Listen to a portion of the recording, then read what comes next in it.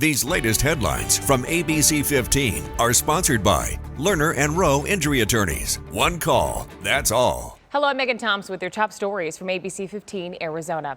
President Joe Biden announcing a new policy removing the threat of deportation for undocumented people married to U.S. citizens. The policy would apply to people who have been living in the U.S. for at least 10 years to apply for a program called Parole in Place. Under it, they would be protected from deportation and be able to obtain work permits. GOP Texas Senator John Cornyn says it will be, quote, a huge magnet for would-be immigrants and will attract even more people to the border.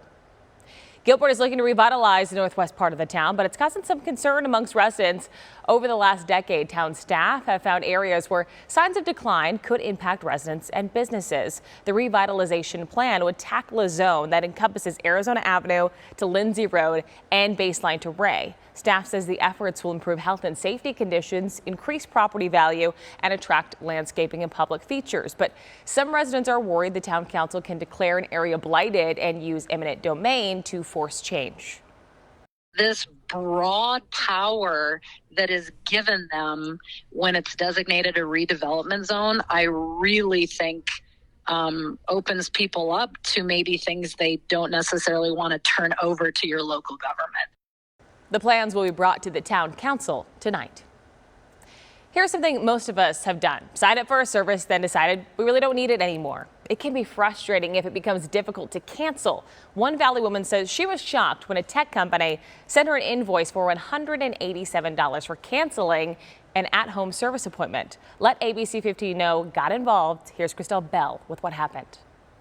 Problems with her laptop. Maria needed a computer tech. I thought maybe that it had some malware or something on it. She says a family member found Carl's technology. Maria inquired online and received a call from a representative. Before the call was over, I wound up just had a bad feeling about it. And so I called right back like less than 10 minutes later and canceled the appointment. Maria thought that was the end. And then next thing I know, I'm being charged $187.50 cancellation fee. I was like, this is absurd. But 2 weeks later, Maria received a letter in the mail from an Arizona-based collections agency saying she had an outstanding debt. To already receive that in the mail was like I said, I was just kind of shocked. It was just really upsetting to me that, he was trying to charge me that much money for just canceling the appointment. And not even having anything in writing. Not sure what to do, Maria reached out to let ABC15 know for help. The tech company wouldn't return my calls or emails, so I reached out to the collections agency. They immediately canceled Maria's debt. The debt collector said if Maria would have disputed what was owed herself, it would have been canceled. According to federal law, a debt collector can't argue or harass a consumer about a debt. They must also provide information that shows the consumer owes the debt. The collections agency also said in Arizona, there's no specific time a company is supposed to wait before sending a consumer to collections. I felt really relieved that you were able to get that reversed and that it didn't go against my credit.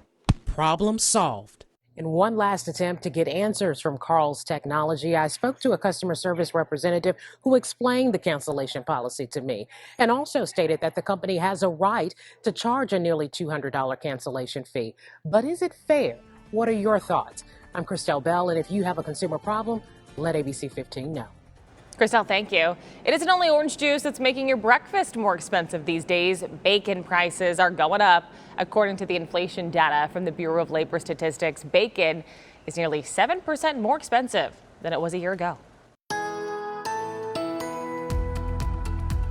Time now for that most accurate forecast. I'm meteorologist Iris Hermosillo. That temperature today at average. What's average for this time of year? Believe it or not, Phoenix tops out in the hundreds, but we're looking for a high of 105 today. And to our west, only low hundreds from Bullhead City all the way to Yuma. So those temperatures trending down today. 70s in Flagstaff, upper 80s in Payson. Sedona reaches the 90s, but just barely. We're talking low 90s there today with low 80s today in spots like Show Low. That valley heat risk in the minor range, meaning folks that are especially sensitive are at most risk for heat illness. We certainly also have to keep heat safety top of mind, stay hydrated, limit your time in the sun, but know that the heat risk too will be climbing by the end of the week, and that risk will be climbing into the major range, meaning really everyone is going to be at risk as temperatures soar to 110 plus and get close to 115 degrees Thursday and then topping 115 by Friday. Temperatures still sizzling hot through the weekend, but you'll also notice a slight chance for showers and storms in our state starting as early as Thursday.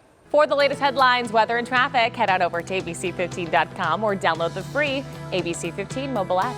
These latest headlines from ABC15 are sponsored by Lerner and Rowe Injury Attorneys. One call, that's all.